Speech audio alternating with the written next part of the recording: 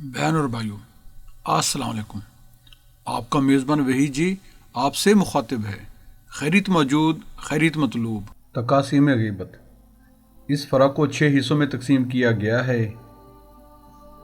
انشاءاللہ اس ویڈیو میں ہم پہلی 3 اقسام کا تذکرہ کریں گے، باقی اقسام کا آنے والی ویڈیو میں تذکرہ ہوگا۔ پہلی تقسیم کی بھی مزید 3 تقسیمیں ہیں۔ نمبر 1، مسلمان کی غیبت۔ ایک مسلمان کی غیبت یہ حرام قطعی ہے، چنانچہ قول خداوندی ہے، بسم اللہ الرحمن الرحیم، وَلَا يَغْتَبْ بَعْضُكُمْ بَعْضًا، تم میں سے کوئی کسی کی غیبت نہ کرے۔ اسی باب میں وارد ہے کیونکہ قم کی ضمیر مسلمانوں کی طرف رائج ہے۔ آیت کے معنی یہ ہوئے کہ مسلمان کسی مسلمان کی غیبت نہ کرے۔ نمبر 2، غیبت ذمی۔ دوسرے غیبت ذمی کی یعنی ان کافروں کی جو دارالاسلام میں تابع ہو کر رہتے ہوں، یہ غیبت بھی حرام ہے، کیونکہ جب کافر مسلمان کا تابع ہو گیا تو وہ جان و مال اور عزت میں اہل ایمان کی مانند ہو گیا۔ تو جس طرح مسلمان کی عزت ریزی حرام ہے، اسی طرح ذمی کی بھی غیبت حرام ہوگی۔ چنانچہ اس مسئلہ کی تصریح در مختار وغیرہ میں موجود ہے۔ نمبر 3، غیبت حربی۔ تیسری غیبت حربی کی یعنی اس کافر کی جو اہل اسلام کے تابع نہیں ہے۔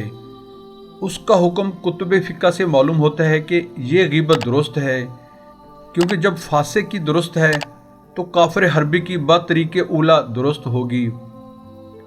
دقیقہ۔ دقیقہ لفظ کا مطلب ہے خاص بات۔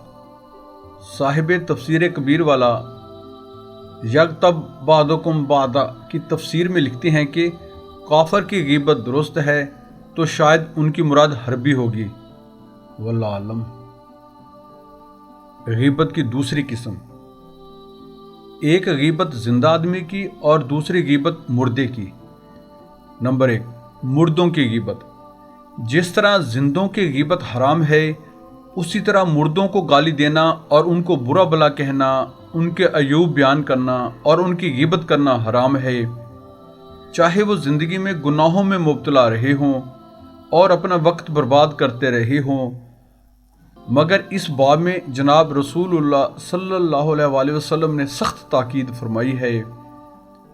حدیث پاک ہے جس کا مفہوم ایسے ہے، جب تم لوگوں میں سے کوئی شخص مر جائے تو اس کو چھوڑ دو اور اس کی غیبت نہ کرو۔ اس حدیث مبارکہ کو ابو داؤد نے کتاب ابو رسلہ میں روایت کیا ہے۔ ایک اور حدیث مبارکہ ہے، رسول اللہ صلی اللہ علیہ وآلہ وسلم نے فرمایا، جس کا مفہوم ایسے ہے، جو لوگ مر گئے ان کو گالی نہ دو، کیونکہ جو اعمال انہوں نے کیے ہیں اس کی سزا تک پہنچے ہیں۔ اس کو ابن حبان نے روایت کیا ہے۔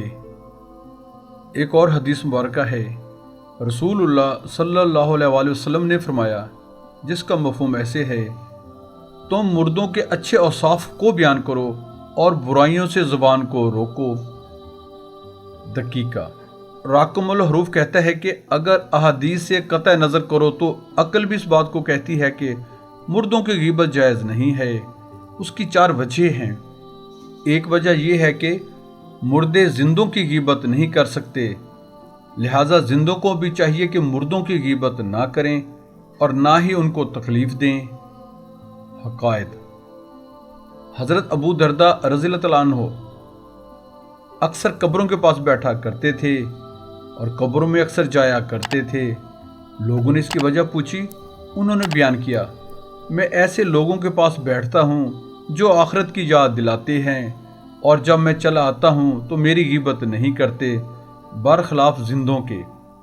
یہ حقائق احیاء العلوم کتاب الموات میں ہے۔ دوسری وجہ یہ ہے کہ مردوں سے زندے فائدہ حاصل کرتے ہیں۔ مردوں کے دیکھنے اور ان کے پاس بیٹھنے سے آخرت یاد آتی ہے اور دنیا فانی معلوم ہوتی ہے، لہٰذا زندوں کو چاہیے کہ وہ بھی مردوں کو فائدہ پہنچائیں اور ان کی نیکی کا بدلہ دیں۔ یعنی جس طرح مردوں کی زبان رکی ہوئی ہے، زندہ بھی اپنی زبان روک لیں اور ان کو تکلیف نہ دیں۔ حقائق: حضرت علی رضی اللہ تعالیٰ عنہ سے لوگوں نے پوچھا کہ آپ مقابر میں کس واسطے اکثر جاتے ہیں؟ جواب دیا کہ اہل مقابر آخرت کو یاد دلاتے ہیں اور اس طرح ہمیں فائدہ پہنچاتے ہیں، ہماری شکایت بھی نہیں کرتے، اسی واسطے میں ان سے زیادہ صحبت رکھتا ہوں اور اکثر مقبروں میں جایا کرتا ہوں۔ یہ حقائق بھی احیاء العلوم میں ہے۔ تیسری وجہ یہ ہے کہ مردوں کی غیبت کرنے سے زندوں کو تکلیف ہوتی ہے اور مردے کے قریبی رشتہ داروں کو رنج و کلفت ہوتی ہے۔ ہدایت: اسی واسطے مذہب یہ ہے کہ اگر مرتے وقت کسی کا منہ سیاہ ہو جائے یا زبان سے کلمہ نہ نکلے یا قبر میں کسی طرح کے عذاب کا سامان ہو یا قبر میں کسی طرح کے حشرات الارض نمودار ہوں، تو ان امور کے جاننے والوں پر لازم ہے کہ یہ عیوب لوگوں کے سامنے مشہور نہ کریں اور اس مردے کے گناہ گار ہونے کی خبر نہ پھیلائیں تاکہ زندوں کو اذیت اور اقارب کو کلفت نہ ہو۔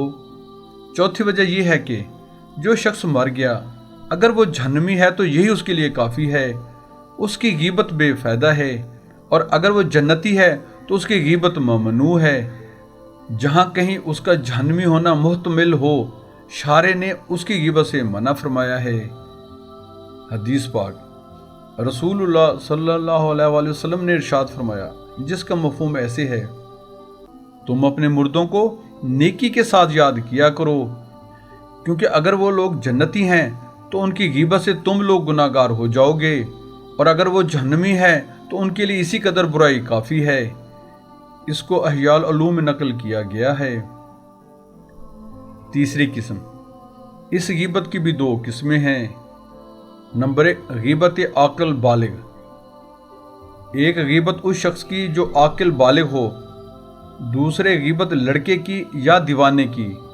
جاننا چاہیے کہ اکثر کتب فقہ لڑکے اور دیوانے کی غیبت کے حکم سے خالی ہیں۔ اسی واسطے طحطاوی رحمۃ اللہ علیہ نے اس مسئلہ میں تعامل کیا اور صاف حکم غیبت کے جواز یا عدم جواز کا نہیں دیا ہے، اور بعض فقہا نے مطلقاً حرام ہونے کا حکم دیا ہے۔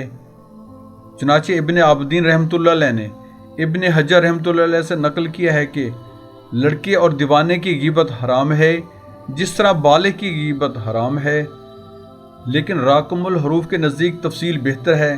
وہ یہ ہے کہ ایسے لڑکے کی غیبت جو فی الجملہ عقل رکھتا ہو اور اپنی تعریف سے خوش اور برائی سے ناخوش ہوتا ہو، جیسے موتوا، تو اس کی بھی غیبت درست نہیں ہے، اور اس لڑکے اور دیوانے کی غیبت جس کا کوئی وارث ہو اگرچہ وہ خود بے عقل ہو درست نہیں ہے، کیونکہ اگرچہ اس لڑکے کو عقل نہیں ہے لیکن لڑکے اور دیوانے کے عیب بیان کرنے سے اس کے وارث کو رنج ہوگا۔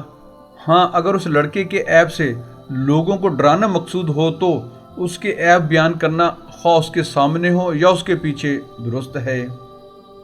نمبر 2، غیبت دیوانہ، اور غیبت اس لڑکے اور دیوانے کی جو کہ تعریف و غیبت سے خوش اور ناخوش نہ ہوتا ہو اور کوئی اس کا ولی بھی نہ ہو درست ہے، لیکن بہتر ہے کہ زبان کو حد الوسیع روکے اور کسی کی غیبت و شکایت نہ کرے۔ دعا ہے اللہ تعالی ہمیں اس کبھی گناہ سے بچنے کی توفیق نصیب فرمائے۔ جزاک اللہ۔ اگر آپ ہمارے YouTube channel Islam T V by بہی جی پر نئے آئے ہیں تو ہم آپ سے ملتمس ہیں ہمارے چینل کو سبسکرائب کر کے بیل آئیکن پر کلک کر لیں، آل کو چیک ان کر لیں، ہماری ویڈیوز کو اپنے حلقہ احباب میں شیئر کریں۔ جزاک اللہ۔